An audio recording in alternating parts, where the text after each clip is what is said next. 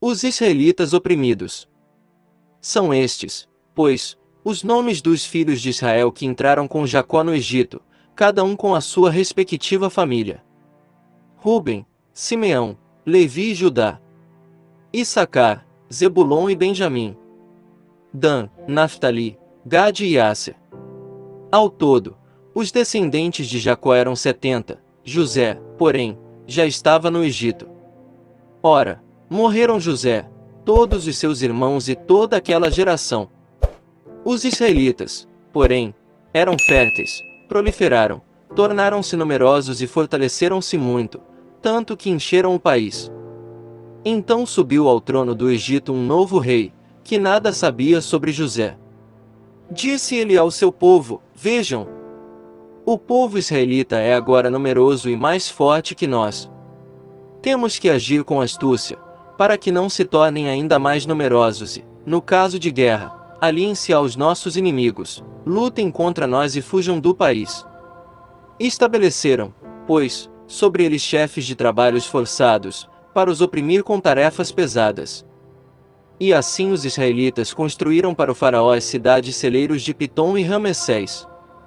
Todavia, quanto mais eram oprimidos, mais numerosos se tornavam e mais se espalhavam. Por isso os egípcios passaram a temer os israelitas e os sujeitaram à cruel escravidão. Tornaram-lhes a vida amarga, impondo-lhes a árdua tarefa de preparar o barro e fazer tijolos, e executar todo tipo de trabalho agrícola. Em tudo os egípcios os sujeitavam à cruel escravidão. O rei do Egito ordenou às parteiras dos hebreus, que se chamavam Sifrá e Puá: quando vocês ajudarem as hebreias a dar à luz, verifiquem se é menino. Se for, matem-no; se for menina, deixem-na viver.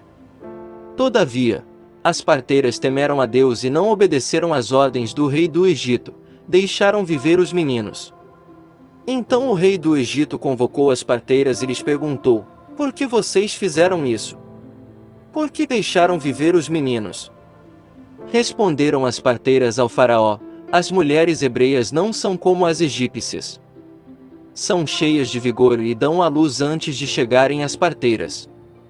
Deus foi bondoso com as parteiras, e o povo ia se tornando ainda mais numeroso, cada vez mais forte.